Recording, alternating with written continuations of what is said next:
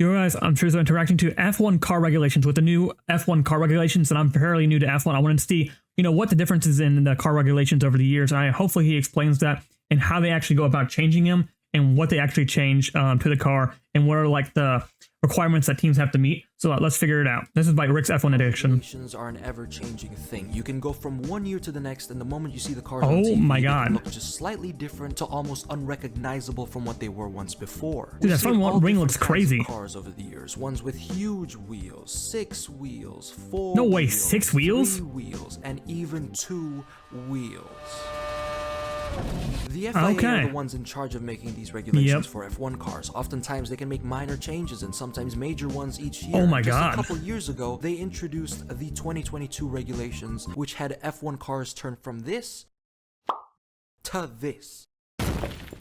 All for the purpose to promote safer, closer racing and make more entertaining F1 races. That makes sense. These regulations have done exactly that. F1 cars run so close to each other with constant battles, overtakes are endless, and on-track action has been simply unmatched. Yep. Yeah, I think when they call it the downforce era. That's what the FIA wants you to think, as well as British media, Liberty Media, some people in the F1 community, F1 themselves, and of course, the new regulations. I don't know how I feel about them yet.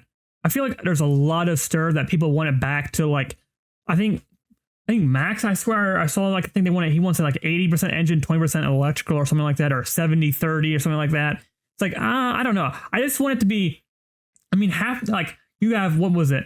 Aston Martin, Cadillac. Barely can't even get on the track. Their cars are just completely useless. Like at least Audi had Sauber, so they're like somewhat decent. But I mean, even they are having issues. Williams is I'm surprised Alpine is doing as good as it was because it was beating Red Bull for a good amount of time. Besides that last race they had, where Red Bull decided, I think, finally figured something out with the upgrades. But I mean, half the teams are not like a third of the grid is not even able to race. They're like out because of engine issues or something, or the car's not even up to pace, whatever it might be. But so, I mean, I don't know. I just I wish more of the grid was, able to overtake. Even if you're like in the back of the pack, you're able to overtake if you're just a good driver. You know what I mean? That's what I hope for, at least with the regulations. Devious of them all, F1 kids. What? Do not let their smiles fool you. All of these guys want you to believe that the new regulations are absolutely amazing, but truth is, they're not. Because what if I told you that these new F1 car regulations that we have now are actually completely useless? Now wait, put the This is what I think they call a downforce era? This is just a video about regulations, relax. Okay, I wouldn't go as far as to say that these regulations that we have right now are useless, but I can confidently say that they've had such a minuscule impact compared to what was promised by F1, and it's actually more disappointing than you think. And it all has to do with weight and size. Holy shit, are the cars big. Let me take you guys back to they were pretty massive. I was still pretty young at the time, not really, baby levels of young, but just young enough to call Formula One the car racing channel. Do not ask me how I came up with that. As I watched the car racing channel over and over again on my TV, it was amazing, which probably had to do with 2012 being one of the greatest F1 seasons of the older cars look having sick. Amazing racing, and of course, the legendary grid that gave us those moments. Like, you just know this grid was legendary since this was the time where Romain Grosjean was actually a good driver. This was him in 2012. He was absolutely on fire. And then fast forward a couple years later, here's him on fire, but as you can see, in a completely different way. But what particularly stood out for me in the season were the cars. They looked absolutely terrifying. Obviously, the early 2010 look at that cars front were not wing. the best looking ones out there, like the 2014 penis nose cars. But in 2012, the cars looked like monsters. Take the RB8. If you had that thing roaring behind you at the engine sounds so sick. Hour, you would shit yourself. These cars with their box noses, narrow cube-shaped rear wings, and rectangular build with sharp angles may not look so good, but they looked like hornets. They were sharp, light, fast, and made you want to shit your pants. And with how amazing the 2012 season was, many thought that the FIA would keep these regulations and continue to further improve it from there. But the year now is 2024. Things are dramatically different. When we take a look at the current F1 cars, we can see straight away the nose is so different. Bigger, and I mean so much bigger. They're bigger, and they're just completely different. Compared to the 2012 cars that weigh at 640 kilograms, the 2024 F1 cars now weigh 798 Damn. Okay, I want to see. Hold on. I'm not a kilo person, so let me see. 798 kg.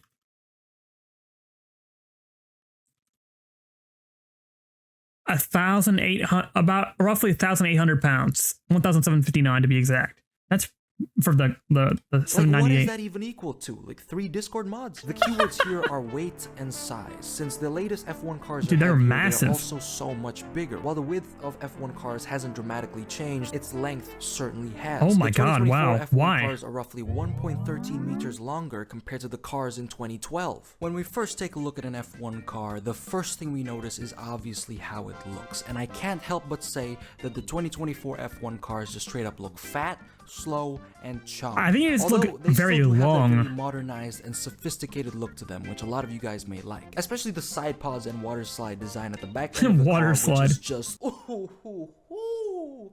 that is beautiful. Looking at the current F1 cars alone, they look pretty awesome, but the moment you put them alongside the 2012 cars, you can't help but notice that I think I like the F1 cars just straight up look. I think the front wing looks way better than the newer stuff. This one looks crazy. It's like it looks like it's almost like a truck like vent in the front. But I like the smaller wing, like the box shape of it better in the back. Dough. Compared to the 2012 cars that look like hornets, the 2024 cars look like butterflies. They might seem beautiful, but they lack that fierce and fast mobile look. The RB8 looked like an absolute beast that everyone was afraid of. And then take a look at the RB20. The only reason why people are scared of that car is not because of its design, but because Max Verstappen is behind the wheel. That is true. That is true. Cars look better than the ones in 2012, which I can completely understand. But if you are going to say that this looks better than the F2004 or the F2008. Dude, what in the world did they do? What in the world is that? Immediately, as something has happened to your eyes. But let's cut the bullshit. F1 cars can look like Reliant Robins and I'd still watch the sport. Oh my god. What truly matters is whether these new cars are entertaining or not. The new regulations brought upon a goal to allow for more exciting I don't know if that's true right now. F1 races. And what makes entertaining races? Overtakes. Yep. Overtakes fucking suck. Weight and size are once again the main. Yeah, the very long of the car makes it hard. The Ford F-150 or your mom can take much more space that overtakes are increasingly difficult. Take Baku 2017. From a subjective point of view, the cars look significantly smaller compared to what we have now. Daniel Ricciardo even pulled off a dive bomb, overtaking 3 cars into one corner while being alongside 2 other cars. This just had me go, holy shit! How did bro do that? Then fast forward to Baku 2023. If Daniel Ricciardo wanted to try that exact same overtake, he would have to pray to Italian Jesus to not end up with a collision. With the left. But he's going to try and dive down the inside. They have crashed. While the width of these cars might seem like the biggest perpetrator behind drivers not being able to overtake, since they take up so much of the track that if you replace the Formula 1 cars with pickup trucks, no one could tell the difference. The actual enemies here are weight and length. These make the current cars less nimble. Don't know what that means? Bam. Quick and light in movement agile. or action. Agile. The 2017 cars were lighter and slightly shorter, allowing for Daniel to pull off that beautiful move. Don't even get me started on 2012. The cars were so nimble, having nearly 160 kilograms less weight and are so much shorter. This allowed the cars to be so agile, allowing drivers to pull off moves like these. Oh my god. What a save.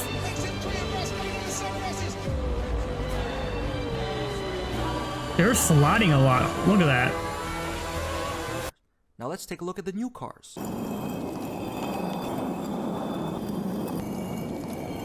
Dude. Damn, this feels pretty fast. That's the Minecraft stone cutter, whatever it is. Customer. This is how you would define the latest F1 cars in comparison to 2012. The increased that silver looks sick though. Difficult for drivers to get that twitchy. Oh my god, look how big these side pods are. I didn't realize how wide it looks compared to these.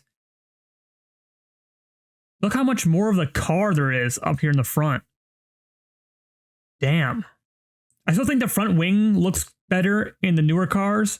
In the back looks better in the older cars compared to the newer ones. Turn response of the car, and the weight certainly doesn't help. It's like comparing an Iron Man suit to the T-60 power armor from Fallout.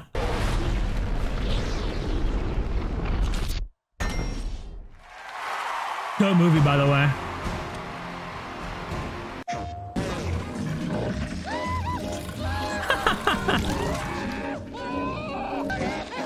Dude, I thought the Fallout show was pretty good for what it was. Essentially, in overtaking, the size of the current cars already take more space on track, making gaps harder to find. And with the increased length, it reduces the nimbleness of the car, making dive bombs and fast moves rarely ever happen. I mean, even if but Max will do it. Some awesome moves in recent years, it takes two competent drivers to not crash into each other and a track big enough to accommodate the cars. Obviously, overtakes aren't the only source of entertainment. Wheel-to-wheel battles could already be enough to light up the average motorsports fan. So with the latest regulations, how do wheel-to-wheel battles compare to overtakes? Well, they're equally ass. Now, I know you guys. Yeah, I would say they're great. Are these regulations any good? You've been shitting on them the entire video. Did the FIA not get anything right? And well, they actually did get something right. Ooh. Safety. Let me bring you the halo. A couple years ago, he decided to cosplay as a fireball, and while the 2020 cars were safe, they were not safe enough. If he had the exact same accident with the 2024 cars, he would come out unscathed. Zhou Guanyu, George Russell, Mick Schumacher, Lance Stroll, unfortunately, have come out a-okay after life-threatening crashes. Safety has been a priority of these regulations, that is smart though. Huge improvement. But that meant increased size and reduced agility comes with the added safety, meaning drivers who dare to partake in wheel-to-wheel battles end up with a collision almost every time. Take, the China Sprint. Oh my god, there's finally a battle on track. Holy shit, it's Alonso versus Sainz. This is absolutely insane. Oh, and they bang wheels, and he dives to the inside, late braking. Oh, and Perez squeezes past, and Fernando has a puncture. God damn it, man. Because of these consequences, drivers now won't go for a gap as often, decreasing the amount of wheel-to-wheel battles we get to see on track. Now I know, but Rick, we've actually seen plenty of battles and overtakes with the new regulations. And honestly, to an extent, that is true. In the first 18 races of a season, with 2012 sitting right in the middle, 2022 had 5 more overtakes on average in each race compared to 2021. That's not that much, though. Not exactly a lot, considering they changed the entire car design. But still, exactly. A lot of people believe that, especially in the 2023 and 2024 season, we have seen so much more overtakes. Problem is 90% of them happen in the fucking straight. Let me bring you guys a quick comparison between China 2024 to China 2018. You have to be blind to not tell the difference. Okay. And Romain Grosjean going wheel to wheel into turn 1. Fernando Alonso stays ahead. DRS, he's got past Raikkonen. Can he make it stick into the hairpin? There he goes again. Down that back straight. Ricciardo goes for it from a long way back. This would be sensational. Big opportunity for Charles Leclerc, trying to make amends for losing places off the line, and he makes the pass into turn 14. This one. And down the inside goes Max Verstappen on Lewis Hamilton. He's been the cars that just look way more nimble. To take the place away. Fernando Alonso can't do anything about it, won't do anything about it. They're so wide and they're so less agile, they can't go on the outside or go on the inside to cut it back. Obviously, this is still a lot better compared to some of the races in years like 2019 and 2020. Back then, you only had a few chances to overtake, and now you can go lap after lap. But in tracks with tricky corners like Baku, Hungary, and Canada, which are tracks with the least overtakes in 2023, drivers can easily shut the door into corners, making defending an ease. But then results in overtakes just not happening, or 90% of them just end up being on the straight. A lot of F1 fans are starting to notice that even if we have gotten more overtakes and battles over the years of these new regulations, the quality of them have significantly dropped. That is true. And we've started to notice this only in 2023. Especially with the new regulations, they're like, oh, he overtook him. It's like, yeah, but he had way more battery in his car, and he hit a mushroom and was able to zoom past because he saved energy by 5%, which is driver is doing it most of the time. But it's like, I'd rather just be more just focused on the driver's skill, and then the car is whatever you get compared to your competitors. Like if you're a top team, then you should be facing the top 3 teams up there, or top 4 teams, and then you have the midfield and then the back. Like I feel like now it's just like whoever has the most energy just like mushrooms past people, and all that. Like no one has cars that are on equal level. There's only a couple people that are somewhat close, but even if you have a somewhat close car, you can still mushroom past somebody. It's not really a driver skill for overtakes and passes really. for. Because what if I told you that the FIA has actually reverted the progress made by the 2022 regulations, which, if you can recall, was to promote closer. And that's what they're doing this year, and they changed it again with all the energy, like the energy conservation when they're braking and stuff like that. I'm like, dude, I just think it's just not good changes overall. Now, did these regulations... The race start, though, I think is... I don't know how I feel about it, because it's like half the grid is like stalled out besides a couple teams. Like Ferrari's got to figure it out for the most part. I think McLaren are doing an okay job. Mercedes are not great. Same with Red Bull. So it's like, I don't know. It's like half and half. Yes. In 2022, F1 cars ran so close to each other, the midfield was packed, top teams were battling, and shit was going ham. But there was definitely room for improvement. As I've said, the cars are too big, meaning that even if they ran close to each other, getting a move done in a tight corner can be near impossible. Back in 2012, cars can just dive in from so far back, but now cars have to be really close or even if not, then you can catch the back to stick a move. Meaning that even if the cars ran close in 2022, in the years ahead they have to continue to run even closer than they already do. An improvement that is very much possible. But instead of improving the 2022 regulations to make the cars run even closer to each other, in 2023, dumbass FIA decided to lift the cars up because Lewis Hamilton was bouncing so hard in his Mercedes I did see that, though. Was bouncing on his dick. The lift generated so much more dirty air, which made it difficult for cars to follow each other, overall defeating the main purpose of the new I can see that, but I feel like, was that only a I know that was a thing where they would like, so they call it porpoising or whatever, where they bounce up and down. Was that only a Mercedes issue, or was that like many teams had it, but it was way less on those teams? Like, I'm not sure. But if that was only Mercedes, and I feel like that's a Mercedes problem and not the grid problem. But if it was the whole grid, this is like it was just less, then I understand the change. But it's like there's a way to fix that probably. Regulated cars, the bulkier nature of them just makes the difference so minuscule. Sure, the cars might run closer, but overtaking is also harder to pull off because, like I said before, reduced nimbleness. And let's not forget, I wish they were more agile, smaller. Cars. Hello everyone. Today I'll be drawing the 2024 F1 cars. Let's begin. Country roads, take me home. What tablet is that? Like a Microsoft something. I can't read what it says on the bottom. Oh, it's ROG something. That is dope. What did I tell you guys? A lot of you know me as the man who is simply better and correct. While that may be a fact, what's also a fact is that the main priorities being closer racing, safety, and entertainment, the latest F1 cars have become extremely safe, however sacrificing their size and weight, impacting looks, overtakeability, nimbleness, and wheel-to-wheel battles. While there are a lot of flaws to the current regulations, the only thing Formula 1 can do right now is to try to improve it by first making the cars lighter, which is what we can expect. Yeah, I think they're way lighter, I think, this season. I have a feeling that the FIA is probably going to... But a lot of the cars are overweight. Obviously, we can't expect F1 cars to go back to their 2012 sizes because the standards for safety have significantly risen. At the end of the day, the 2012 F1 cars are a form that we will probably never see F1 cars take again. These cars were smaller but fiercer, lighter but agile, and gave a lasting impression.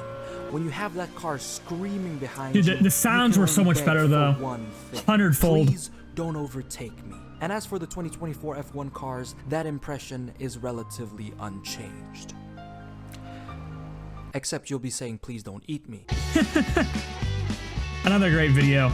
Let me know what your guys' thoughts are about the regulations. I don't know how I feel about them. I want to see at least like half the season go by, because they're still, the thing is, they're still changing shit with them. Like, oh, there's more energy now in quality and the braking zones, and most of the cars are overweight. I mean, like a third of the grid, like I said, is overweight, has car issues. They're not reliable. They can't even get on the grid. Like, there's at least guaranteed to be 2 to 4 cars that don't even make it to the grid or not even racing, like Aston Martin. Car can't even keep going off the line, or they're racing themselves. Cadillac, same thing. I mean, there's so many things that can't be tested and can't like compare because the backfield teams are not even racing. They're just making sure their car is going to run the weekend. You know what I mean? So it's like you can't even do a comparison with other seasons because the regulations and the people that are making the cars in certain teams are just not able to even run the cars. So you can't even really determine how well it's going to be if the cars are not even on the track. You know what I mean? But I definitely think the starts are more interesting. The overtakes are there, like people are getting more overtaken. But I feel like there could be a better job of just doing like complete energy boosts, like the mushrooms with, oh, I save power, so I'm just gonna do it overlap this time because I saved more energy and I can pass them now. But I definitely think it puts more control in the drivers, which is nice. But I think they could do a better job with just the engine and making it more engine based compared to, you know, energy based. But let me know what you guys' thoughts are on it. What would you change with the regulations? I definitely think I would make it smaller, and less energy and more engine based. But that's just me. Yeah, we'll see with the regulations and how everything turns out. And yeah, let me know what other video to react to next, and I'll catch you guys later. Peace.